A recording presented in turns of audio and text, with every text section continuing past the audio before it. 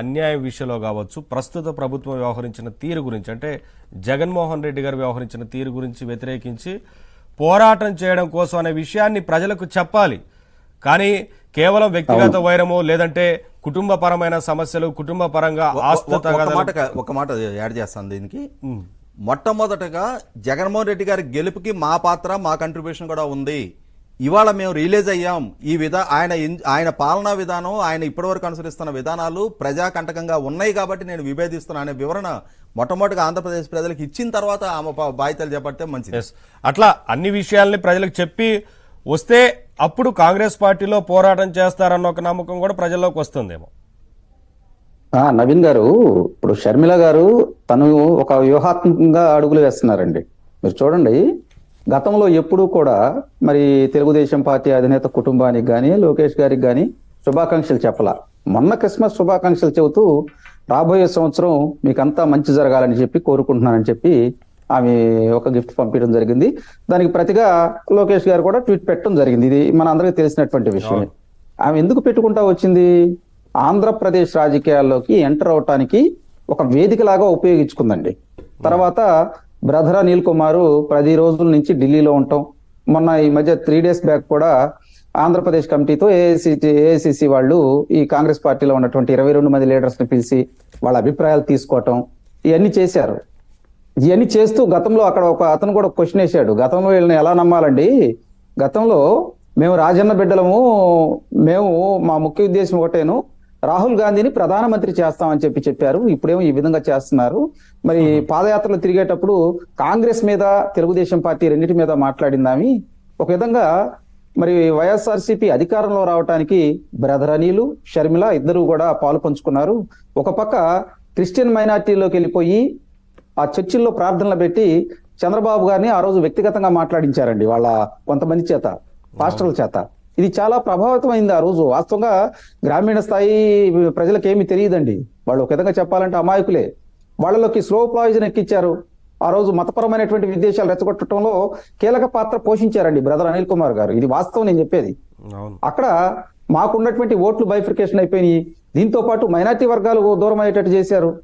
కానీ ఈ రాష్ట్రంలో జరుగుతున్నటువంటి దాడులు, దౌర్జన్యాలు, దమనకాండలు చూడండి. ఇక్కడ పేదవాడి ఆస్తులు లాక్కోవటం, వాళ్ళ మీద పెట్రోల్ పోసి వైకాపా నాయకులు తగలబెట్టడం, 6 సంవత్సరాల పిల్ల నుంచి 66 ఏళ్ల బామ్మ దాకా వాళ్ళ మీద అకృత్యాలు జరిగినప్పుడు కానీ, ఈ రాష్ట్రంలో జరిగినటువంటి పరిస్థితుల్లో ఇప్పుడు అబ్దుల్ సలాం కుటుంబం అక్కడ పోలీసులు వేధిస్తే చనిపోయినప్పుడు కానీ, మానవతా కోణంలో ఎప్పుడు అంటే ఇక్కడ కీలకమైన విషయం అండి. షర్మిల గారు కానీ, వాళ్ళ అమ్మ కానీ, మరి దైవాన్ని సంబుతుడైనటువంటి కొన్ని విషయాలు చెప్పుకుంటా వస్తూ ఉన్నటువంటి బ్రదర్ అనిల్ కుమార్ గారు, ఆయన కూడా చాలా వేదికల్లో మానవతా కోణంతో మాట్లాడుతూ ఉంటారు. ఈ కనపడలేదా అని అడుగుతున్నారండి సామాన్య ప్రజలు. ఈ రోజు మాకు అన్యాయం జరిగినప్పుడు బ్రదర్ అనిల్ కుమార్ ఎక్కడికి వెళ్ళాడని చెప్పి హరిజన వాడల్లో, గిరిజన వాడల్లో అడుగుతున్నారు. వాళ్ళని మభ్య పెట్టారు కదా. అప్పుడు నేనేమంటానంటే, ఇటువంటి అంశాలు మరి ఆమె షర్మిల గారు రాజకీయాల్లోకి వస్తారా రారా అనేది ఒక వైబ్రేషన్. ఎందుకంటే గతంలో కూడా టీఎస్ లో ఎలక్షన్ జరిగేటప్పుడు వైఎస్ఆర్టీపీని విలీనం చేస్తున్నారని చెప్పి ఆ రోజు కూడా పుకార్లు షికార్లు అయినాయి. మరి అక్కడ కూడా జరిగినటువంటి విషయాలు చూసుకుంటే అక్కడ కలవటానికి వాళ్ళు సుముఖత చూపించలా.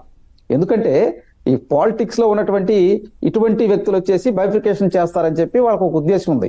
ఏది ఏమైనప్పటికీ కూడా ఇందాక అప్పసాని రాజేష్ గారు చెప్పినట్టు ఆమె బయటకు వచ్చేసి నా వల్ల ఆంధ్రప్రదేశ్ లో ప్రజలు నష్టపోయారు, ఆ బత్తిని పూడ్చడం కోసం నేను జగన్మోహన్ రెడ్డి మీద ఫైట్ చేస్తున్నానని చెప్పగలగాలండి.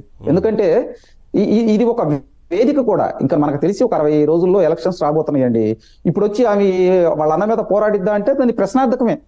ఇక్కడ నేను అనుకుంటుంది ఏంటంటే, ఏదో ఒక విధంగా తన అన్నని బ్లేమ్ చేసి తన ఆస్తులు కానీ, అదేవిధంగా పదవి కానీ పొందడానికి ఏమన్నా చేస్తుందేమో అనుకోవచ్చు. కానీ మాకు ఇక్కడ ప్రతిపక్ష పార్టీలు అయినటువంటి తెలుగుదేశం పార్టీ, జనసేన పార్టీ, మేమిద్దరం ఉమ్మడిగా బయటికి వెళ్ళి మా కార్యక్రమాలు మేము చేసుకుంటున్నాం. ఎదురికి జగన్మోహన్ రెడ్డి ఊడిపోతున్నాడు కాబట్టి ఇటువంటి సమయంలో ఆయన్ని బ్లేమ్ చేయాలనే ఉద్దేశంతో బయటకు వచ్చి ఉండొచ్చు. ఇక్కడ వాస్తవంగా ఏం జరుగుతుందంటే, ఢిల్లీలో ఏం జరుగుతుందో ఎవరికీ తెలియట్లా. ఆంధ్రప్రదేశ్ లోకి ఆమె ఎంటర్ కాలేదు సార్. ఇప్పుడు గమనించారా? ఆమె హైదరాబాద్ లోనే ఉంది. ఆ బ్రదర్ అనిల్ కుమార్ గారు ఢిల్లీలో ఉండి చక్కర్లు కొడుతున్నారు. ఇక్కడ రాజకీయాలు ఏమవుతున్నాయి? వేడి హీట్ ఎక్కువ ఉండే ఆల్రెడీ. ఒక విధంగా మరలా కుట్ర కోణంలో ఏమన్నా బయటకు వచ్చేసి మరి అన్న పంచన చేరటానికి మళ్ళీ ట్రై చేస్తుందేమో, ఆ కోణంలో కూడా చూడాలి. ఎందుకంటే నేను సుబ్బారెడ్డి గారు వెళ్ళినప్పుడు కూడా ఆయన పలు విధాలుగా బతిమలాడాడంట. లేదులేమ్మా నువ్వు ఇట్లా ఈ సమయంలో ఇది కాదు, గతంలో మరి నువ్వు ఆ రోజు నువ్వు వర్క్ చేయటం వల్లే మీ అన్న గెలిచాడు, కానీ చిన్న చిన్న అభిప్రాయ భేదాల వల్ల మీరు బయటికి వెళ్ళిపోయారు అని చెప్పినప్పుడు అభిప్రాయాల భేదాలు కాదండి ఇక్కడ, నాకు రావాల్సినవి నాకు ఇవ్వండి. అదేవిధంగా డిప్యూటీ సీఎం ఇస్తానని కూడా అన్న ఒప్పుకున్నాడంటండి. ఇది చాలా మంది బయటికి రానటువంటి విషయం. డిప్యూటీ సీఎం ఇస్తానని చెప్పి ఆమె ఆ రోజు పాదయాత్ర చేసిందంట, ఆశతోనే చేసింది. తీరా గెలిచిన తర్వాత మరి అన్న తల్లిని చెల్లిని దూరం పెట్టేశాడు. ఎందుకంటే రేపు భవిష్యత్తులో అతన్ని ఏమన్నా కానీ కేసుల వల్ల అరెస్ట్ చేస్తే చెల్లె ఇక్కడ ముఖ్యమంత్రి అయ్యిద్దేమో అని చెప్పి ఊహాగానాలు కూడా వచ్చినాయి. అప్పుడు ఊహాగానాలు రావటం ఏందండి, చాలా మంది అనుకున్నారు బహిర్గతంగా. ఎందుకంటే జగన్మోహన్ రెడ్డి గారి తర్వాత భారత్ గారు అవటానికి ఛాన్స్ లేదు. ఎందుకంటే పాదయాత్రలో షర్మిల గారితో అక్కడ ఉన్నటువంటి నాయకులు దాదాపు 80% నాయకులు దీంతో కొలాబరేషన్ అయి ఉన్నారు. మరి దానిలో భాగంగానే ఆళ్ల రామకృష్ణారెడ్డి గారు నేను షర్మిల గారితో బయలుదేరతానని చెప్పి నిన్నగాక మనం ప్రెస్ మీట్ పెట్టి చేయడం కూడా మనం ఇవన్నీ బలమైనటువంటి కారణాలండి. ఇవన్నీ కూడా కేవలం ఏదో కేంద్రం గాని ఒప్పుకోకపోతే ఖచ్చితంగా నేను జైలుకి వెళ్తాను, నేను జైలుకి వెళ్తే మళ్ళీ షర్మిల గాని ఇక్కడ ముఖ్యమంత్రి అయితే నాకు ఇక్కడ ముఖ్యమంత్రి అయ్యే అవకాశం ఇక జీవితంలో రాదని చెప్పి ఆ రోజు జగన్మోహన్ రెడ్డి గారు చేసినటువంటి కుట్రలో కుతంత్రాల్లో భాగంగానే మరి తల్లి చెల్లి బయటికి వెళ్ళిపోయారు. బయటికి వెళ్ళిన తర్వాత వాళ్ళు కూడా ఒక పోరాటం చేశారండి. ఆంధ్రప్రదేశ్ లో తెలంగాణలో ఉన్నటువంటి మరి కాంగ్రెస్ లీడర్స్ అందరినీ పిలిచి కూడా ఒక విందిచ్చారు. ఆ విందులో కూడా మా అమ్మాయికి మీరు సపోర్ట్ ఇవ్వండి అన్నప్పుడు కూడా ఒకంత ఇతను దిగొస్తాడేమో అనుకున్నారు ముఖ్యమంత్రి గారు ఇలా దెబ్బకి. కానీ అప్పుడు ముఖ్యమంత్రి జగన్మోహన్ రెడ్డి గారు ఇలా దెబ్బకు భయపడలేదండి. పైపెచ్చు వాళ్ళిద్దరి మధ్య వైరం పెరిగిపోయింది. కానీ ఆ రోజే ఆంధ్రప్రదేశ్ లో పార్టీ పెట్టుంటే ఇంకోలా ఉండేదేమో ఖచ్చితంగా. ఎందుకంటే ఇప్పుడు అన్న చేసేటువంటి ఈ అంశాలు చూడండి, పేదలు కావచ్చు, ఇక్కడ ఉన్నటువంటి ఎవరైతే మరి బడుగు బలహీన వర్గాల మీద దాడులు దౌర్జన్యాలు పెరిగినాయి.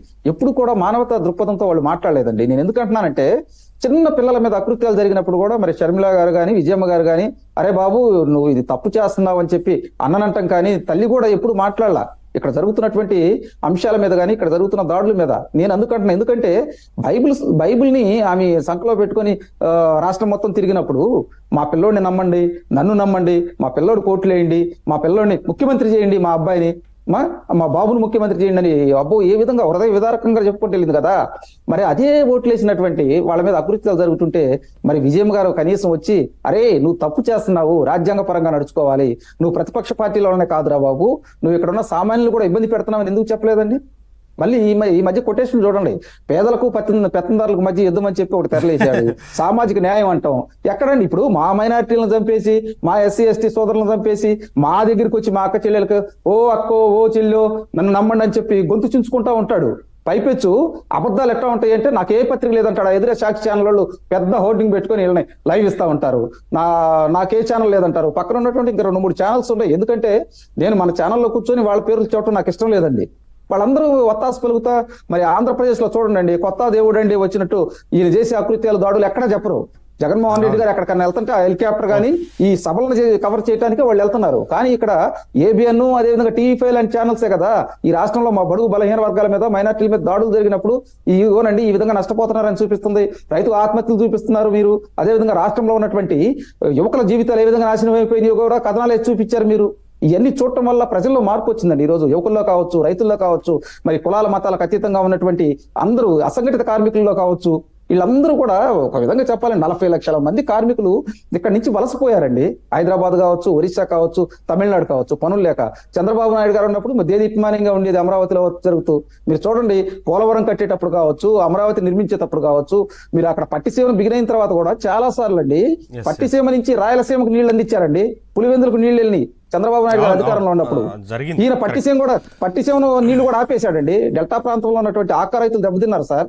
ఆక్వా రైతులు అదేవిధంగా డెల్టా ప్రాంతంలో ఎప్పుడు లేవండి రైతుల ఆత్మహత్యలు పెరిగిపోయినాయి. రాయలసీమలో రైతుల ఆత్మహత్యలు పెరిగిపోయినాయి. చిన్న పిల్లలను తీసుకొని రైతు కుటుంబాలు వలసిపోతున్నాయండి. ఒకప్పుడు కూలీలు వలసిపోయేవాళ్ళు సార్ రాయలసీమలో. జగన్మోహన్ రెడ్డి గారు అధికారంలోకి వచ్చిన తర్వాత మరి చిన్న రైతు కూలీలు కూడా బెంగళూరు లాంటి సిటీలకు వెళ్ళిపోతున్నారు. సమయం వచ్చినప్పుడు చూపిస్తారండి. ఇంకా 3 నెలలే ఉంది కదా ఎలక్షన్. ఖచ్చితంగా సార్, ఖచ్చితంగా. రజనీ గారు అంటే కుటుంబంలో వ్యక్తిగత